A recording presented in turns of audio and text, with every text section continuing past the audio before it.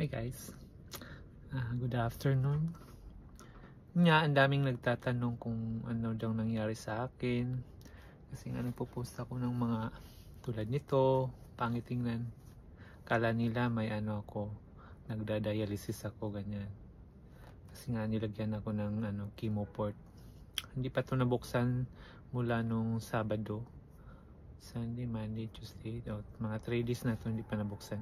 Kasi dapat yun nga, may treatment ako ngayon Tuesday kasi hindi natuloy.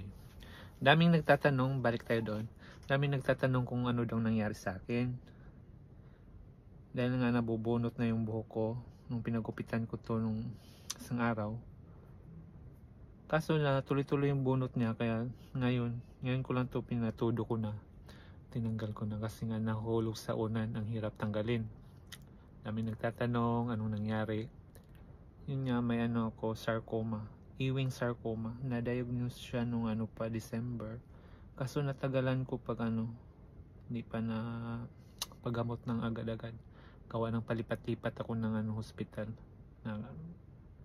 Tsaka hindi pa ako sure kung kala ko kasi madadala sa healthy living, healthy lifestyle yung mga pag-inom-inom ng mga juice. Tsaka hindi na ako kumakain-kain ng mga mamantika-mantika. Iwasan. Kaso hindi naman pala kasi aggressive yung Ewing sarcoma. Karamihan pag sinabing Ewing sarcoma sa siya sa bone. Kaso yung sa akin sa tissue.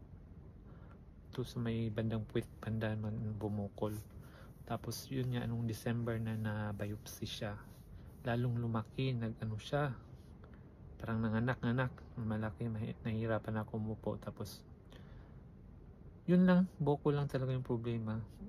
Otherwise, okay naman ako, yung mabilis pa naman ako kumilos. Yun nga, lately nung nag-chemo na nga ako, yun nga, humina yung katawan ko. Tapos ngayon, bumalik na naman yung energy ko. Kahit paano. Para sa next na chemo ulit, kailangan maging malakas ulit. Yun, kinemo ako. First time ko, yun pala yung feeling na makimo. Yung una, parang di pa talaga nag-sink in sa akin yung ganyan, yung may mga sakit na ganito, mga cancer, ganyan. Yun nga, tanggapin mo, kaya magpagaling. Ganun talaga. Kahit nung ingat pa natin sa katawan, hindi naman natin alam, bigla na lang. Yun nga, walang exercise, hindi kasi ako napapawisan, hindi